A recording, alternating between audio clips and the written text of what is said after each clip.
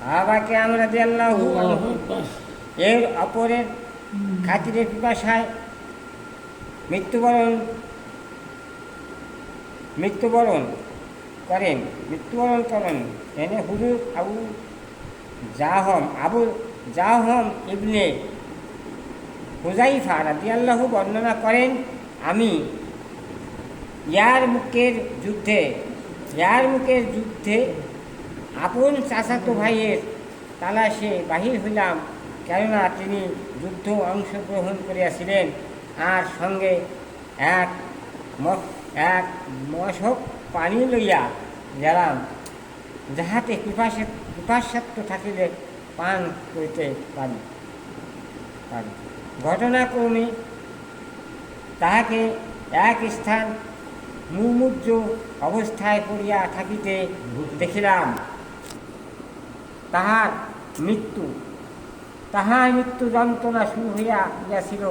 আমি তাহাকে জিজ্ঞাসা করিলাম, এক ঢোক পানি দেব কি? সেই ইশারায় হা বলিল। এমন সময় তাহার নিকটবর্তী মৃত্যু যন্ত্রণায় কাতর পড়িয়া থাকা আরও এক ব্যক্তি আহ করিয়া উঠিল।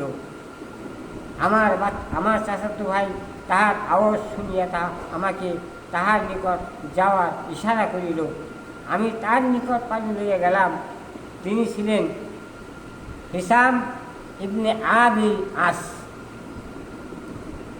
তাহার নিকট পৌঁছাইবা মাত্রই মৃত্যু যন্ত্রণায় কাতর হইয়া থাকা তৃতীয় আরেক ব্যক্তি আহ করিয়া উঠিল। হিসাম আমাকে তাহার নিকট যাওয়ার জন্য ইশারা করিলেন। তাহার নিকট পৌঁছাইয়া দেখি তিনি আর ইহজগতে নাই, উনি মৃত্যু হয়ে গেছে। অতঃপর হিসামের নিকট ফিরিয়া আসিয়া দেখিলাম তিনিও ইহজগৎ ত্যাগ করিয়াছেন। অতঃপর তার চাচাতো ভাইয়ের নিকট আসিলাম। ইত অবসরে সেও শেষ নিঃশ্বাস ত্যাগ করিয়া ইন্না লিল্লাহি ওয়া ইন্না ইলাইহি রাজিউন তিনজন চলে গেল। শেষ।